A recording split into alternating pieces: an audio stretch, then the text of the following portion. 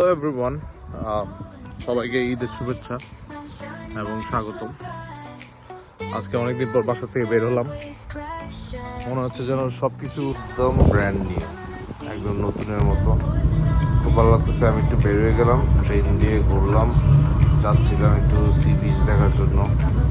খুব মনোরম পরিবেশ এখানে, সবুজে ঘেরা। সামার অনেক সুন্দর। Summer is we can not compare summer with anything in Europe. Train থেকে নেমে একটু মেট্রোতে ঘুরলাম।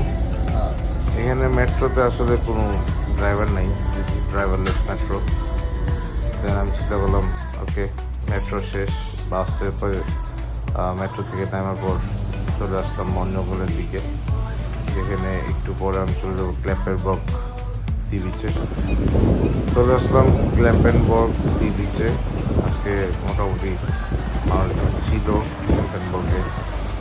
খুবই সুন্দর সি বিচ, একদম পরিষ্কার পানি, একদম নীল। একদম খুবই ভালো লাগতেছে আসার পর। সো অনেক বাতাস ছিল, অ্যাট দ্য সেম টাইম ঢেউ ছিল। তো ওয়েদারটা খুব এনজয় করলাম। তারপর চিন্তা করলাম যে একটু বসি, একটা জায়গায় বসে একটু রিল্যাক্স করলাম। আশেপাশে মানুষ ছিল। এটা একটু সাইডে, এটা শহরের দিকে। তো এটা শেষ করার পর আবার চলে আসলাম বাসার দিকে। বাসায় আসলাম। আমার বাসা একটু দূরে, একটু আমি নিরিবিলি থাকতে পছন্দ করি। বাসায় আসার পর দেখি যে আমার পাশে এক ভাই বারবিকিউ করতেছে। So it was very nice. So উনি হচ্ছে বেসিক্যালি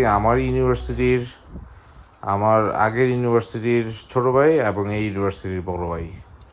সো বড় ভাই খুব ভালো, মানে খুবই অসাধারণ একটা বারবিকিউ করে, যেটা মানে আমি ডেনমার্কে আসার পর এত মজার খাবার আমি খাইনি। অনেক বারবিকিউ খাইছি, কিন্তু দেশি মশলার বারবিকিউ আসলে খুবই মজার ছিল।